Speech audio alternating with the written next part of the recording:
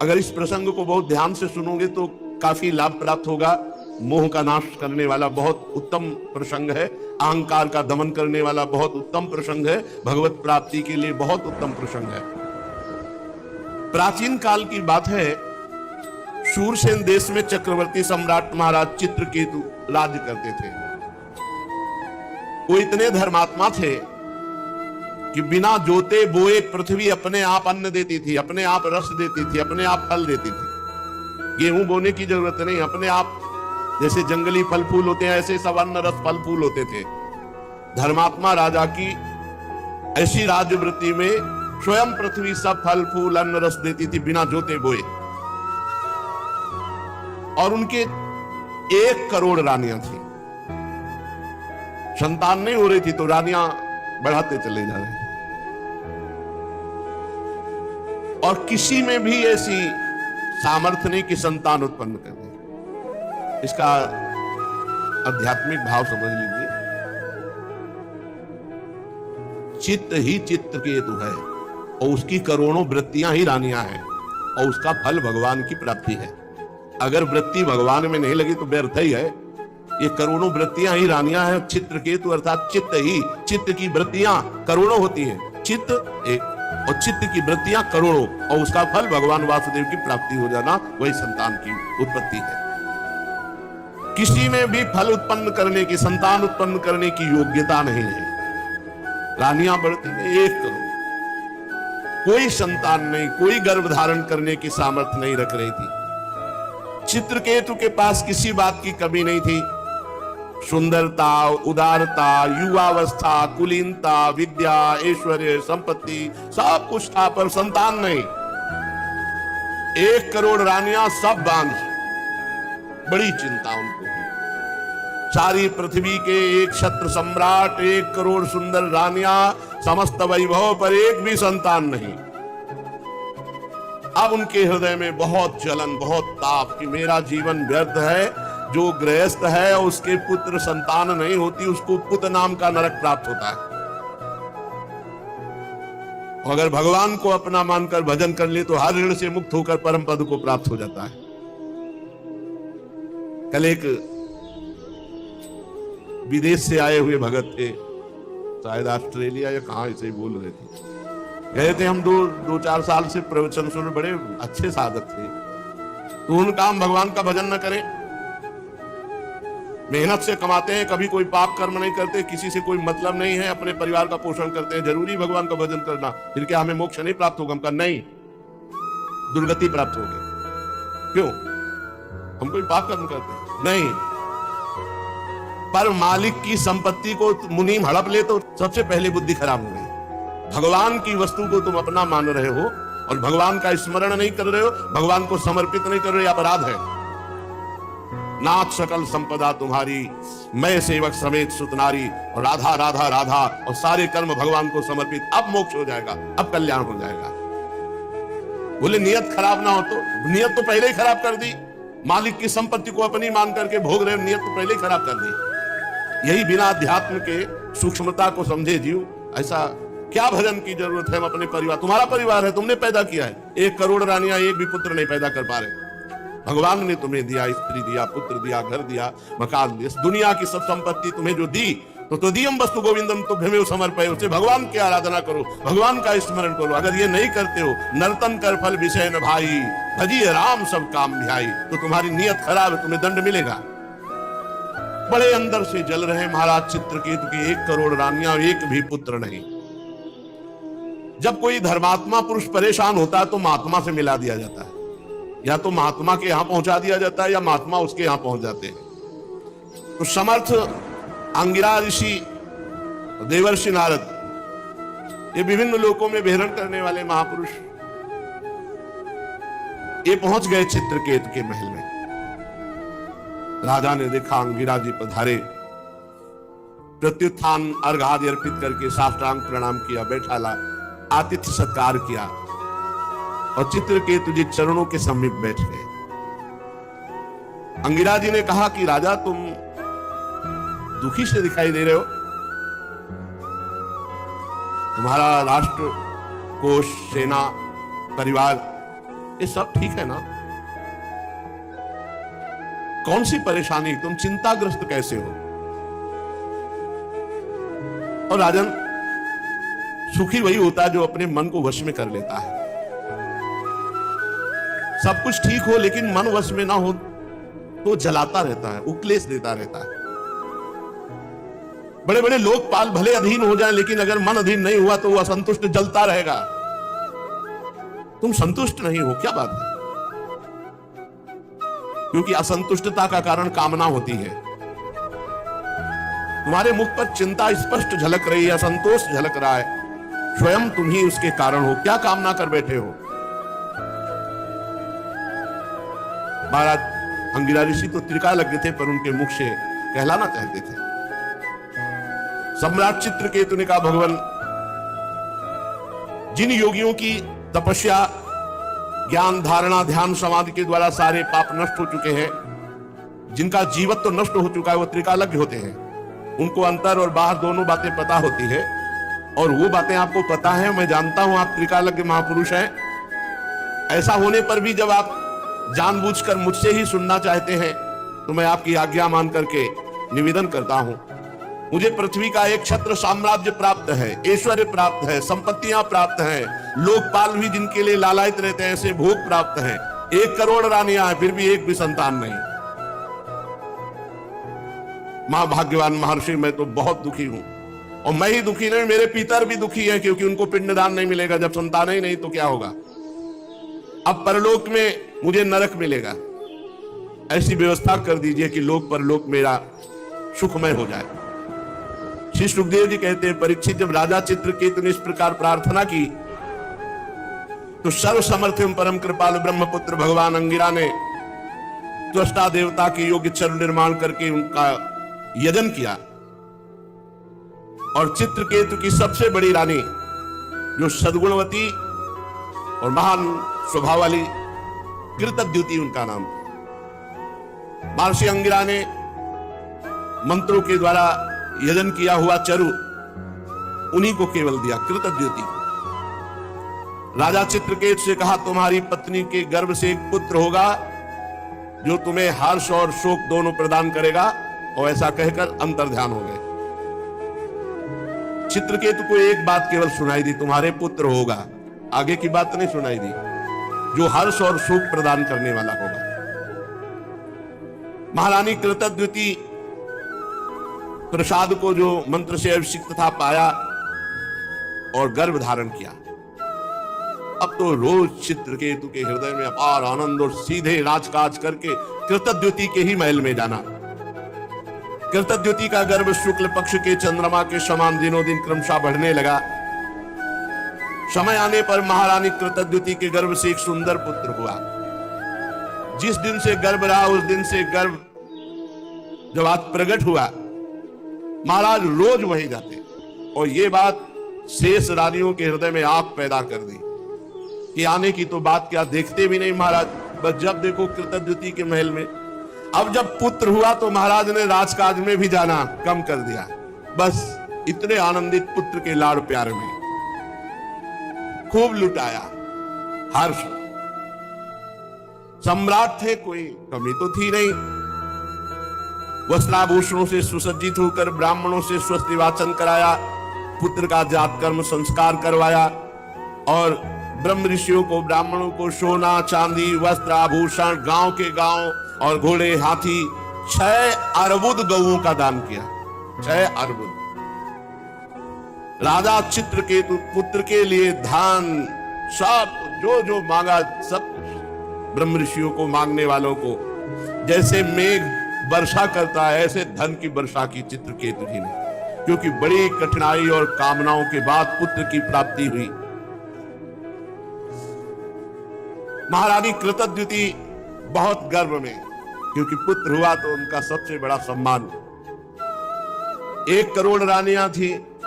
अन्य रानियों के हृदय में बहुत ही सोवतिया डाह, ये बहुत जलन वाला होता है। एकत्रित होने लगी, कहे बहन तुम्हारे यहाँ आए महाराज? बोले नहीं हमारे यहाँ। बोले देख रही हो रोज कृतद्युति के पास जाते हैं, हम देख रहे हैं कि महाराज कृतद्युति को प्यार कर रहे हैं क्योंकि उनके पुत्र हुआ, हम सब बांझ हैं इसलिए हमारा तिरस्कार कर रहे हैं। एक तो वैसे ही हम जल रही थी कि हमारे गर्भ नहीं रहा, उनके गर्भ हुआ, और दूसरे महाराज भी प्यार नहीं कर रहे। इतनी डाह पैदा हुई कि आपस में कहने लगी कि हम तो अभागिनी हैं ही, पर इनको भी सौभाग्यशालिनी रहने नहीं देगी। बड़ा विचित्र है ये डाह जो है, ईर्ष्या जो है, बहुत जलन पैदा करती है और बड़ा अनर्थ करा देती, बड़ा पाप करा देती है। देखो ना, अब तो महाराज मुझे पत्नी भी मानने के लिए स्वीकार नहीं कर, सीधे बस कृतद्युति के महल में। सचमुच हम सब धिक्कार के योग्य हो गई। देखो, हम तो दासियों के समान भी नहीं रही, हम लोग बड़ी अभागिनी हैं। बार बार तिरस्कार पा करके भी सह रही इस तिरस्कार। अब सबने कृतद्युति के प्रति द्वेष प्रकट किया, और द्वेष डाह से बुद्धि मारी जाती है।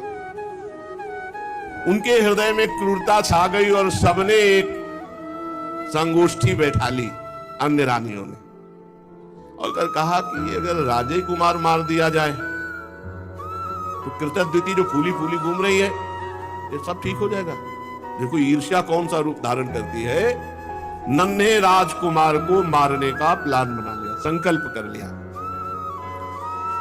अब प्रायः धाय मां राजकुमार की सेवा में कई लगी रहती थी। एक धाय को संपत्ति और भय, संपत्ति दिया और भय की अगर नहीं करेगी तो तेरे मृत्यु दंड दिलाएंगे। वो तो रानियां ही हैं, भयभीत होकर के बच्चे के दुग्ध में हलाहल जहर डाल करके पिला दिया। देखो ईर्ष्या के कारण इनको यह ध्यान नहीं रहा कि महाराज की हालत क्या होगी। अपने हृदय की जलन मिटाने के लिए कितना बड़ा अनर्थ कार्य कर दिया कि पूरे राज्य का भविष्य उन्होंने चौपट कर दिया। अब जब बच्चा सो रहा है तो नजदीक जाकर कृतद्युति लौट आती, हाल तो बहुत आनंद से सो रहा है, इधर उधर डोलती, लेकिन बहुत समय हो गया। धाय से कहा उठाकर ला बालक को, जो आ गया। धाय उस बालक को देखकर चीख पड़ी, क्योंकि अलग अलग धाय होते, पूरा नीला शरीर पड़ चुका था। हाय हाय चिल्लाने लगी और मूर्छित सी हो गई। धाय की दशा देखकर रानी दौड़ करके गई और देखा पूरा शरीर नीला, क्योंकि इतना जोर का जहर दिया गया था कि बचने की संभावना न हो। आंखें उलट गई थी, पूरा शरीर, मुख से फेन निकल रहा था, प्राण निकल चुके थे, मृत शरीर। देखते ही वो तो मां थी, शोक से मूर्छित होकर गिर गई। शरीर अस्त व्यस्त, फिर होश आवे, फिर मूर्छित। रनिवास की सब रानियां एकत्रित हो गई, वो हत्यारिनी भी। वो कृतद्युति से ज्यादा नाटक कर रही थी रोने और बेहोश होने का, जिन्होंने जहर दिलाया था। कोई जान ही न पावे कि ये सूचना राजा को। अब सोचो राजा की हालत क्या हुई होगी, जो इतनी मनोती के बाद एक पुत्र हुआ था। महाराज तो ये बात सुनते ही कि राजकुमार की मृत्यु हो गई, धड़ाम से गिर गए। मंत्री आज उनको पकड़ करके धीरे धीरे ला रहे, बाल खुले हुए। बस वो तो वही जानते हैं जिनके हृदय में कभी ऐसी पीड़ा हुई हो। लंबी लंबी सांस लेते हैं, आंसुओं की धारा कपोल को भिगो रही और बोल नहीं पा रहे, बस फिर मूर्छित हो जाते। फिर मंत्रीगण उठाकर उनको महल तक लाए। पति प्राणा रानी कृतद्युति अपने पति की दशा और अपने बच्चे की दशा देखकर विलाप कर रही। महारानी की भी स्थिति, महाराज की स्थिति, पूरा नगर व्याकुल, पूरा महल हाहाकार। अरे विधाता, तू कितना निर्दयी है, कृतद्युति जी कहते। तू अपनी सृष्टि के प्रतिकूल चेष्टा करता, बड़े आश्चर्य की बात है। हम बूढ़े तो जिंदा बैठे, हमारा बच्चा पधार गया। क्या बिगाड़ा था तुम्हारा इस बच्चे ने, या क्या बिगाड़ा था हमने? वास्तव में अपने पापों का कर्म भोगना पड़ता है। प्राणियों के जन्म मरण का कोई और दोषी नहीं, अपने ही कर्म होते हैं, अपना ही प्रारब्ध होता है। अगर अपना ही प्रारब्ध सब कुछ है तो विधाता तो किस बात का विधाता? हमें लगता है कि तूने कभी किसी से संबंध नहीं जोड़ा, स्नेह नहीं किया, प्रेम नहीं किया, इसीलिए तू इतना निठुर है। इस बच्चे को मार करके तेरे को क्या मिला? फिर दौड़ करके पुत्र को छाती से लगाती, बेटा तुम मुझे अनाथ और दीन करके क्यों चले गए? आंख खोलो तो सही, ऐसे जैसे मोह आविष्ट जन ऐसे विलाप। राजकुमार उठो उठो, देखो तुम्हारे पिता कितने व्याकुल हो रहे, देखो हमने कितना सुंदर भोजन बना रखा, ऐसे विलाप कर रहे। प्यारे लाल, अगर तुम्हारी मुखारविंद की मुस्कुराहट देखने को नहीं मिली तो मेरे प्राण निकल जाएंगे। श्री सुखदेव जी कहते, परीक्षित, चित्रकेतु और रानी कृतद्युति अपने मरे हुए पुत्र को बार बार छाती से लगा के ऐसे फूट फूट कर रो रहे हैं, विलाप कर रहे हैं। सारा नगर शोक में डूब गया कि अरे भविष्य में होने वाले राजकुमार राजा होते और उनको विष दे दिया गया। ऐसा अब कोई वहां समझाने वाला तो है नहीं। फिर वही दोनों महापुरुष आ गए, महर्षि अंगिरा और देवर्षि नारद। इसी असर जब कोलाहल मचा हुआ है महान दुख का, राजा चित्रकेतु तो मृत प्राय होकर पुत्र के पैरों के पास पड़े हैं। अंगिरा और देवर्षि नारद जी गए और कहा, राजेंद्र उठो उठो। वो महाराज के देखा जिन्होंने पुत्र दिया था वही महाराज आए, चरणों महाराज महाराज। तो उन्होंने कहा, राजन सावधान सावधान, तुम जिसके लिए इतना शोक कर रहे हो बालक पहले तुम्हारे पूर्व के जन्म में कौन था जानते हो? तुम उसके कौन थे जानते हो? अगले जन्म में तुम्हारा क्या बनेगा, तुम उसके कौन बनोगे जानते हो? अरे राजन, जैसे हवा के प्रवाह से बालू कण मिल जाते हैं फिर अलग हो जाते हैं, ऐसे ही ना यहाँ कोई किसी की पत्नी ने, यहाँ कोई किसी का पुत्र है, कर्मानुसार कुछ समय के लिए आया फिर चला जाएगा। जैसे कुछ बीजों से दूसरे बीज उत्पन्न होते और नष्ट हो जाते हैं, ऐसे भगवान की माया की प्रेरणा से कुछ उत्पन्न होते कुछ नष्ट होते रहते हैं। ये चक्र चलता रहता है। सत्य वस्तु परमात्मा है। सत्य वस्तु ये पुत्र पत्नी व्यवहार नहीं है, इनमें विराजमान परमात्मा है। भगवान सबके अधिपति है। जन्म मृत्यु आदि विकार शरीर के होना है, निश्चित होना है, सबके होंगे, हम तुम भी जाएंगे। और उस परमात्मा का कभी नाश नहीं होता, अविनाशी का।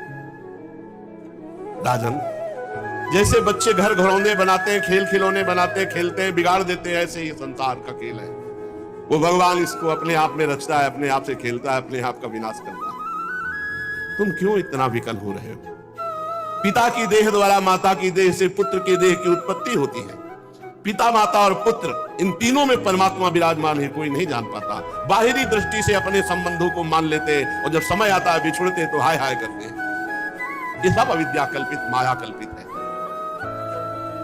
जब महर्षि अंगिरा और देवर्षि नारद जी चित्रकेतु को समझा बुझा रहे थे तब उन्होंने मुख धोया और धैर्य धारण करके कहा कि ज्ञानवान महान आप, इस समय मेरी बुद्धि काम नहीं कर रही। आप अवधूत वेश में हम पर कृपा करने भगवान ही आए हैं। मैं जानता हूं भगवान के प्यारे ब्रह्मवेत्ता जब हम जैसे कोई धर्मात्मा दुखी होते तो अपने आप आकर कृपा करते हैं। सनत कुमार, नारद, ऋभु, अंगिरा, देवल, असित, अपांतरतम, भगवान व्यासदेव, मार्कंडे, गौतम, वशिष्ठ, भगवान परशुराम, कपिल देव, सुखदेव, दुर्वासा, याज्ञवल्की, जातु, कर्ण, आरुणि, रोमस, च्यवन, दत्ताते, आसुरी, पतंजल, वेदशिरा, बौद्धमुनि, पंचशिरा, हिरण्यनाभ, कौशल्य, श्रुतदेव, ऋतध्वज, ये सिद्धेश्वर भूमंडल में घूमते ही रहते हैं। जब किसी धर्मात्मा पुरुष को कोई विपत्ति आती है तो किसी न किसी रूप में बदल कर आते हैं और उसका सहयोग करते हैं, ज्ञान उपदेश करते हैं। हमें लगता है आप लोग हमें ज्ञान उपदेश करने के लिए आए हो। तो महर्षि अंगिरा ने कहा, राजन जरा नेत्र खोल करके देखो। मैं अंगिरा ऋषि देवर्षि नारद है, जब तुम पुत्र प्राप्ति के लिए विकल होकर बोले थे, हम ही ने तुम्हें पुत्र प्राप्ति का वरदान दिया था और कहा था तुम्हें हर्ष और शोक होगा। ये तुम्हारे सामने खड़े भगवान के स्वरूप देवर्षि नारद हैं। जब हम लोगों ने देखा कि तुम्हारा जैसा धर्मात्मा राजा पुत्र शोक से अज्ञान अंधकार में डूब रहा है तो सोचा चलो धर्मात्मा को शोक में डूबने का अवसर नहीं दिया जाता। तुम्हारे ऊपर अनुग्रह करने के लिए, कृपा करने के लिए भगवान ने हम दोनों को भेजा है। सच्ची बात तो यह है कि जो धर्म का पालन करता है वो शोक करने योग्य नहीं होता। वैसे तो मैं तुम्हें जब पहली बार ही आया था तो तुम्हें ब्रह्म ज्ञान का उपदेश देने के लिए आया था, लेकिन देखा कि तुम पुत्र कामना से युक्त हो, तो पहले तुम्हारी यह कामना नष्ट हो तब तुम्हें ज्ञान की प्राप्ति होगी। इसीलिए मैंने तुम्हें ज्ञान न देकर पुत्र दिया। अब तुम स्वयं अनुभव करो क्या सत्य है, पुत्रवान को कितना दुख होता है। यही बात स्त्री, घर, धन, विविध प्रकार की ईश्वर संपत्तियां जिसमें हम अपनापन कर लेते हैं वो परिणाम में दुख ही देता है, क्योंकि संसार दुख खाले हम असातम। राजन, ये शोक मोह भय दुख का कारण है भगवान से विमुख होना। ये मन के खेल खिलौने हैं, ये माया का जादू है। इसलिए सृष्टि के राग में न फंस करके जो भगवान का भजन करता है वही शोक रहित होता है। तुम परमात्मा में स्थित हो। देवर्षि नारद जी ने कहा, राजन मैं तुम्हें एक मंत्र देता हूं, इस मंत्र का जाप करो, 7 दिन में भगवान शंकर शेष जी का तुम्हें दर्शन हो जाएगा। भगवान शंकर आदि ने श्री शंकरषण देव की ही चरणों का आश्रय लिया था और द्वैत का भ्रम त्याग कर महामहिमा में शुद्ध ज्ञान को, इससे बढ़कर कोई नहीं है, इसी को परम पद कहते हैं। देखा कि मंत्र लेने में रुचि नहीं है क्योंकि पुत्र पधारा। शोक और समय मंत्र। देवर्षि नारद जी ने आकर्षण किया उस जीवात्मा का जो पुत्र के रूप में आई थी। देवर्षि नारद जी ने कहा, जीवात्मन पश्य भद्रम ते मातरम पितरम चते सुहृदो बांधवा तप्ता सुचा त्वत्कृते आधृषम कलेवरम स्वाम अविश्य शेषमायु सुहृद व्रता भुंक्ष भोगान पितृ प्रत्तान तिष्ठ निर्वासना। चलो इस शरीर में आ जाओ और पूरी आयु व्यतीत करके तब फिर यहां से जाना। आ जाओ, जीवात्मा को बुलाया। ये देखो तुम्हारे पिता कैसे व्यतीत हो रहे हैं, माता कैसे, और सब पूरा महल के साथ रो रहा है। आओ और पिता के दिए हुए भोगों को भोगो, और मैं कह रहा हूं पूरी आयु व्यतीत करो। चलो अपने शरीर पे आ जाओ। जीवात्मा ने आवाज की, कहा, देवर्षि जी आप कह रहे हैं, आप कह रहे कि मेरे पिता है, माता है। अरे इसके कितनी बार मैं बाप बन चुका हूं, कितनी बार इसका माता बन चुका हूं। ये मेरा माता पिता नहीं है। ये कितनी बार भाई बन चुका है, कितनी बार नाती बन चुका है, कितनी बार हमारा शत्रु बन चुका है। ये कितनी बार हमसे उदासीन हुआ है, कितनी बार हमसे द्वेष किया है। अपने कर्मानुसार मैं आज इसका पुत्र बना था, बस इतने समय के लिए। ये मेरा कोई नहीं है। जैसे व्यापारी के पास से सामान एक के पास दूसरे के पास जाती रहती है, ऐसे कर्मानुसार जीव एक के पास दूसरे के पास जाता रहता है। विचार करने से पता चलता है। 4 दिन इसके यहां जन्म ले लिया, हाय हाय करके कह रहा है मेरा पुत्र मेरा पुत्र। ये सुना रहे हैं सबको, सबके बीच में सुना रहे हैं। नित्य अहंकार रहित वो जब जीव अपने कर्मानुसार गर्भ में आता है तभी तक, जब तक शरीर में रहता है तभी तक वो माता पिता मानता है। इसके बाद कुछ नहीं उसकी याद, कोई उसका नहीं। जैसे कोई लोग पूछते हैं कि हम जब मर के जाएंगे तो हमारे पिता हमसे बात करेंगे, माता बस शरीर तक, शरीर छूटा काम खत्म। शरीर तक केवल संबंध। मैं अविनाशी हूं, मैं सूक्ष्म हूं, जन्मादि से रहित हूं, अपने कर्मवश इसके गर्भ में आया था। ये ना मेरी माता है ना मैं इसका पुत्र हूं, जन्म मृत्यु से रहित हूं, मैं ईश्वर स्वरूप हूं। ना तो मेरा कोई प्रिय है ना कोई अप्रिय है, ना मेरा कोई अपना है ना कोई पराया है, ना कोई हित है ना कोई अहित है, ना कोई मित्र है ना कोई शत्रु है। मैं सबसे उदासीन, मैं अद्वितीय हूं। इस शरीर कर्मानुसार ग्रहण करने मात्र से केवल कुछ समय के लिए मैं पुत्र बना था। राजा से कहा सुनो, और देवर्षि नारद जी से जीवात्मा ने कहा कि अब इस शरीर, गंदे शरीर को मैं स्वीकार नहीं करता। राजा ने कहा कि जाओ जाओ, मोह नष्ट हो गया, क्योंकि जब ज्ञान की बात सुनी, जीवात्मा ऐसा कहकर अंतर ध्यान हो गया, राजा का मोह बंधन कटा। फिर उन्होंने मंत्र लिया। पहले मंत्र, मोह गए बिनु राम पद होई न दृढ़, बहुत मोह विचित्र होता है। अब तो राजा ने उदासीन होकर के कहा इसका जात संस्कार कर दो। शरीर का और दैहिक क्रियाएं पूर्ण की गई। राजा ने दुष्ट स्नेह का त्याग किया, और जिन रानियों ने बच्चे को विष दिया था वे सब बाल हत्या के कारण श्रीहीन हो गई। अब तो हाय हाय उनके हृदय जलन, अब उसका पाप का सब चिल्ला चिल्ला कर कहने लगे कि मैंने बेच दिया। पाप छूटता नहीं, वो नष्ट करता है। अंगिरा जी ने उनको भी उपदेश दिया, बाल हत्या का प्रायश्चित करवाया, मात्सरहीन करके उनको भजन में लगाया। जहां संत पहुंच जाते हैं मंगल ही मंगल हो जाता है।